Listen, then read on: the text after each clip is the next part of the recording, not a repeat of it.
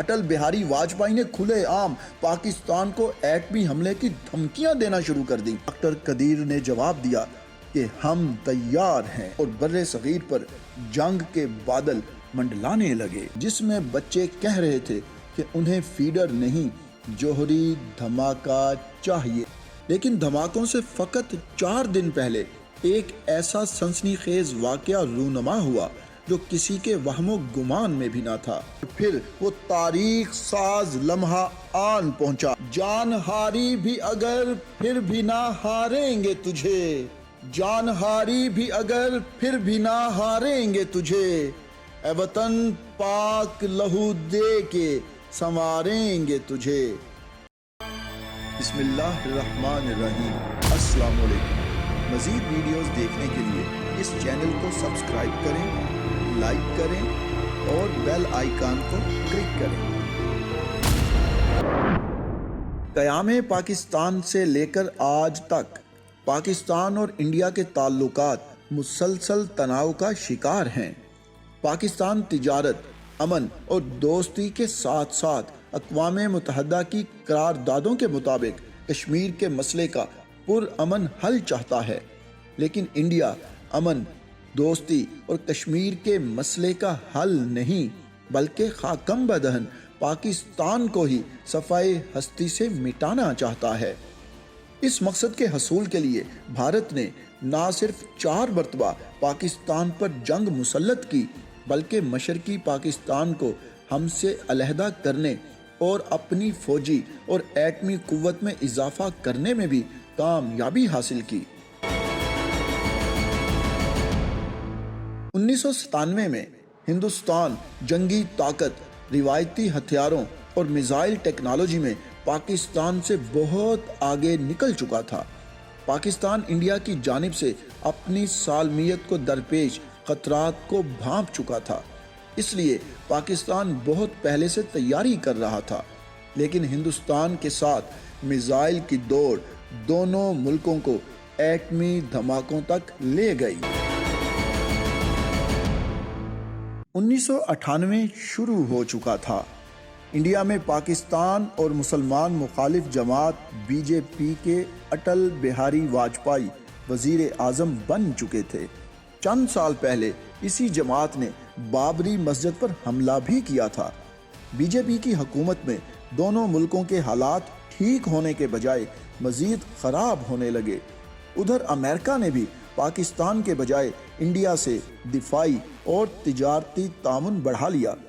India کی روایتی جنگی طاقت اور فوجی تعداد پاکستان سے کئی گنا تجاوز کر چکی تھی۔ یہی نہیں بلکہ غیر روایتی ہتھیار یعنی میزائل سسٹم میں بھی وہ بہت تیزی سے ترقی کر رہا تھا۔ وہ 350 کلومیٹر رینج والے پرتھوی اور 2000 کلومیٹر رینج والے اگنی میزائل بھی تیار کر رہا تھا، جبکہ پاکستان کے دفاعی میزائل M11 کی رینج صرف 300 کلومیٹر تک تھی۔ پاکستان ہندوستان کی اس فوجی طاقت کو بیلنس کرنے کے لیے کافی عرصے سے تیاری کر رہا تھا۔ پھر 6 اپریل 1998 کو پاکستان نے بیلسٹک میزائل حطف 5 جسے غوری میزائل بھی کہا جاتا ہے کا کامیاب تجربہ کیا۔ 1500 کلومیٹر تک مار کرنے اور 10 منٹ میں ہدف کو نشانہ بنانے والا یہ میزائل تمام بھارتی میزائل کا توڑ تھا۔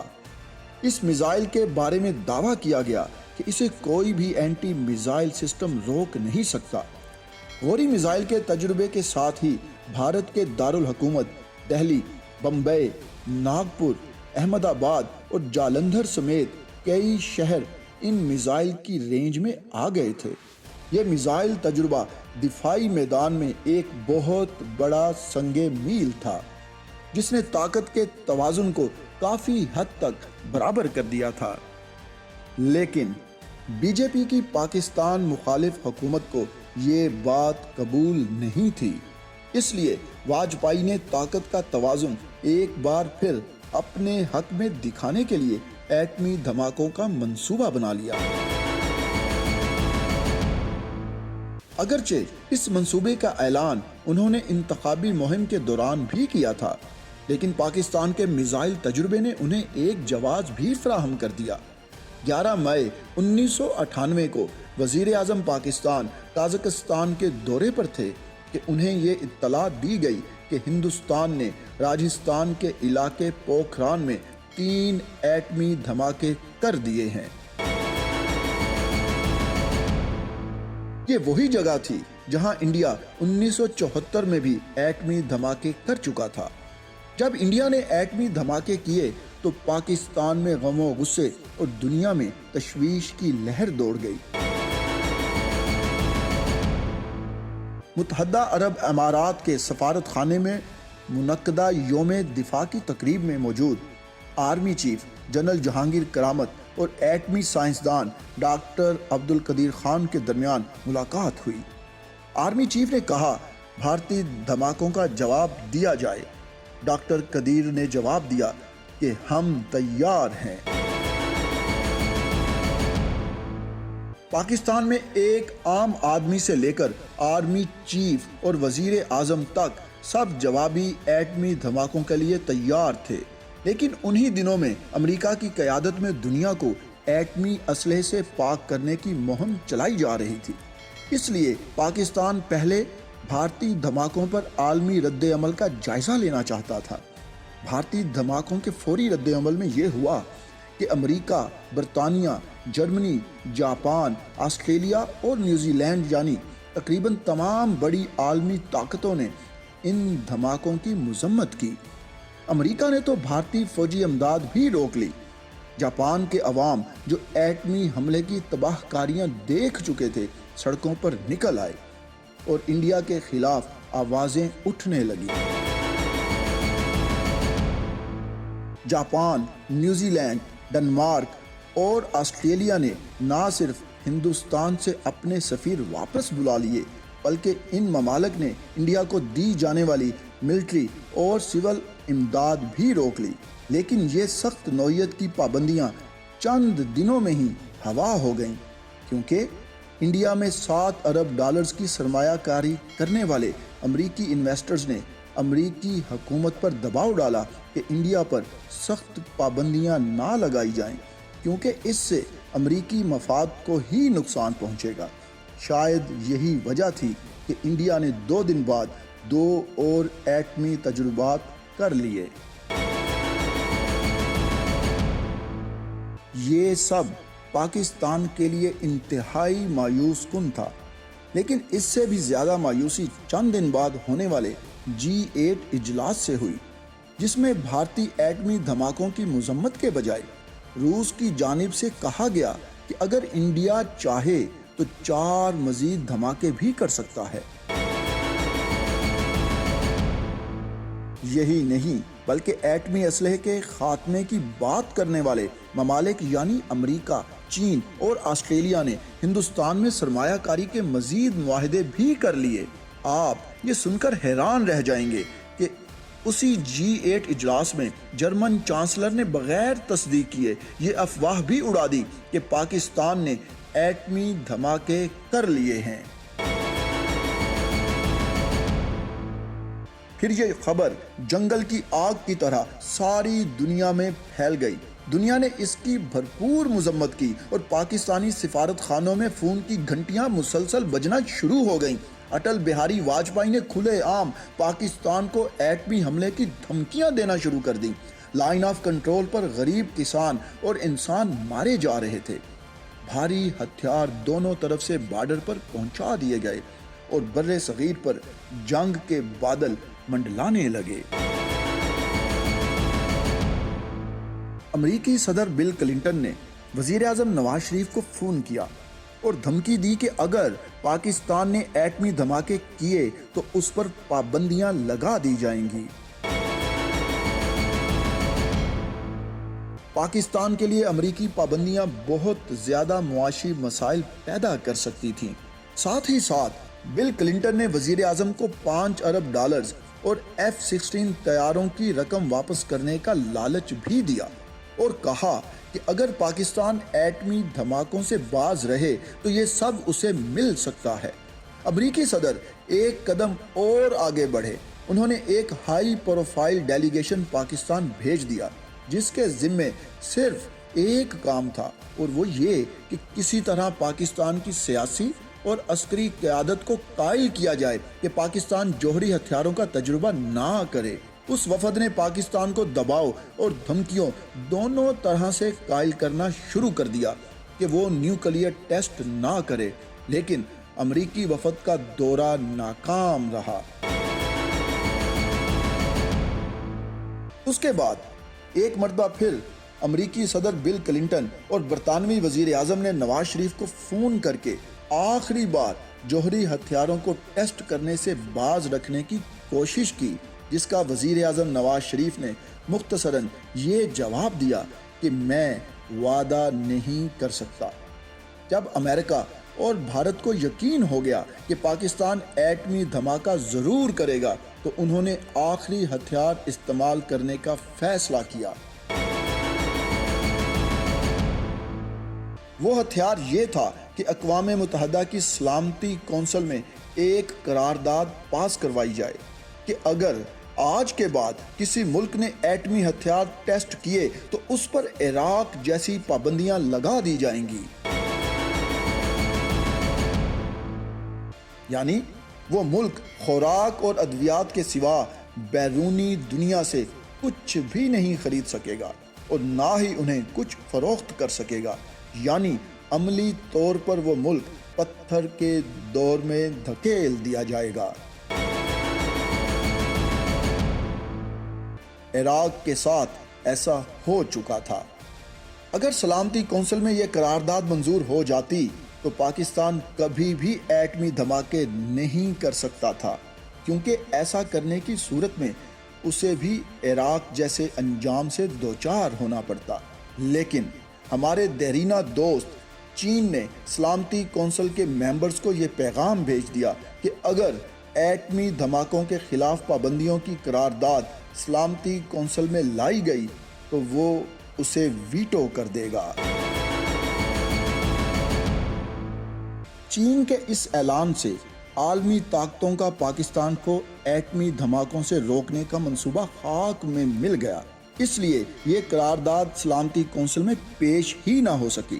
اب ایک اور خبر نے سنسنی پھیلا دی کہ اسرائیل بھارت کے ساتھ مل کر پاکستان کی ایٹمی تنصیبات پر حملہ کر سکتا ہے،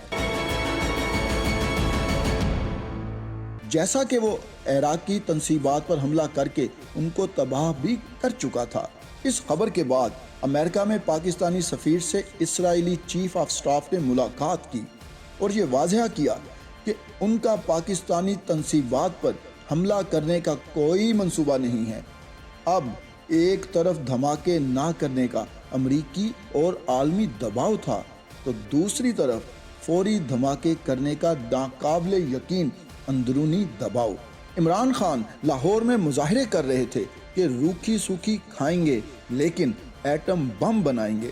جماعت اسلامی الگ الٹیمیٹم دے رہی تھی اور اپوزیشن لیڈر بے نظیر بھٹو نواز شریف کو جنرل نیازی ہونے کا تانا دیتے نہیں تھکتی تھی۔ بات یہاں تک پہنچی کہ راولپنڈی میں ننھے بچوں کا جلوس نکلا جس میں بچے کہہ رہے تھے کہ انہیں فیڈر نہیں جوہری دھماکہ چاہیے۔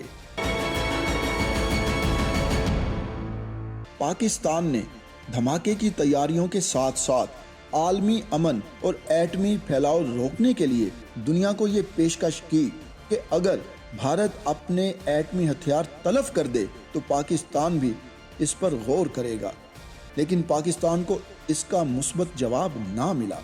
اب سب نظریں چاغی کے ان پہاڑوں پر مرکوز تھیں جنہیں پاکستان نے تقریباً 20 سال پہلے ہی جوہری ٹیسٹ کے لیے منتخب کر لیا تھا۔ جوہری تجربات کے لیے چاغی کو منتخب کرنے کی 2 بڑی وجوہات تھیں۔ پہلی وجہ یہ تھی کہ شدید گرمی اور پانی نہ ہونے کے باعث یہاں آبادی نہ ہونے کے برابر تھی، اور دوسری وجہ یہ تھی کہ انتہائی مشکل جغرافیہ اور ذرائع آمد و رفت کی غیر موجودگی کے باعث جاسوسی ناممکن تھی۔ چاغی کے پہاڑی سلسلے راہ سکو میں انگریزی کے لفظ ایل کی شکل کے 2 غار بنائے گئے، جس کا مقصد یہ تھا کہ تابکاری پہاڑوں سے جلدی نہ نکل سکے۔ یہاں دھماکوں کے لیے 2 لوکیشنز بنائی گئی تھیں اور ضروری سامان بھی پہنچا دیا گیا تھا۔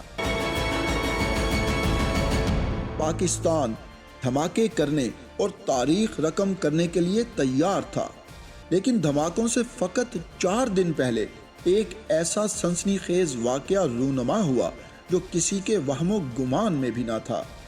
24 مئی 1998 کو PIA کے طیارے نے 24 مسافروں اور عملے کے 5 لوگوں کے ساتھ جو ہی گوادر سے کراچی کی طرف اڑان بھری تو طیارے میں سوار 3 ہائی جیکرز نے اسلحہ نکال لیا اور طیارے کو یرغمال بنا لیا۔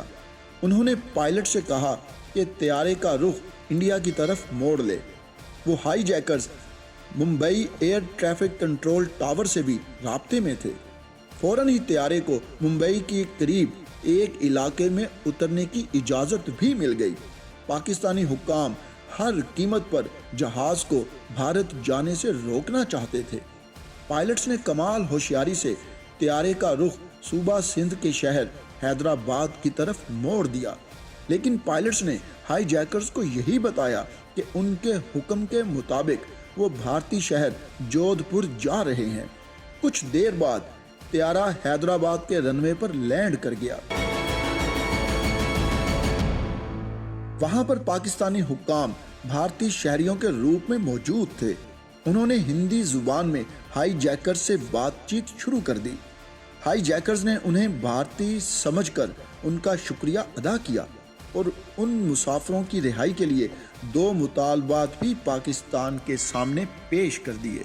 ان کا پہلا مطالبہ یہ تھا کہ پاکستان چاغی میں ایٹمی دھماکوں سے دستبردار ہو جائے۔ دوسرا مطالبہ تھا کہ بلوچستان حکومت کے رکے ہوئے فنڈز فوری بحال کیے جائیں۔ پاکستانی حکام نے ہائی جیکرز کو قائل کیا کہ خواتین اور بچوں کو رہا کر کے مذاکرات طیارے سے باہر آ کر کیے جائیں۔ ہائی جیکرز نے یہ مطالبہ مان لیا۔ جو ہی وہ طیارے سے باہر آئے تو کمانڈوز نے ایکشن شروع کر دیا اور تینوں ہائی جیکرز کو زندہ پکڑ لیا۔ بعد میں انکشاف ہوا کہ تینوں ہائی جیکرز را کے ایجنٹ تھے اور وہ گوادر ایئرپورٹ پر 1 لاکھ روپیہ دے کر اسلحے سمیت جہاز پر سوار ہوئے تھے۔ پاکستانی حکام کی عقل مندی اور بر وقت کمانڈو ایکشن کے باعث ان کا خطرناک منصوبہ مٹی میں مل گیا۔ اس خطرے سے نمٹنے کے بعد پاکستان مکمل طور پر تیار، پاک فوج ہائی الرٹ، پاکستانی عوام دعا گو اور دنیا کی نظریں پاکستان پر مرکوز تھیں۔ 28 مئی 1998 کو جمعرات کے روز چاغی کے گرد 100 کلومیٹر کا علاقہ پاک فوج نے گھیرے میں لے لیا۔ چاغی کی فضا میں فائٹر جیٹ پرواز کرنے لگے۔ ممکنہ بھارتی حملے سے نمٹنے کے لیے میزائل تیار کر کے بھارت کے کئی شہروں کو نشانے پر رکھ لیا گیا۔ دوست ممالک چین اور سعودی عرب کو پاکستان نے اعتماد میں لیا اور عملاً دنیا سے کہہ دیا کہ ابھی نہیں تو پھر کبھی نہیں، اور پھر وہ تاریخ ساز لمحہ آن پہنچا۔ پاکستانی وقت کے مطابق دوپہر 3:16 پر چاغی کے پہاڑ 5 ایٹمی دھماکوں سے گونج اٹھے۔ فضا میں نعرہ تکبیر کے نعرے بلند ہوئے۔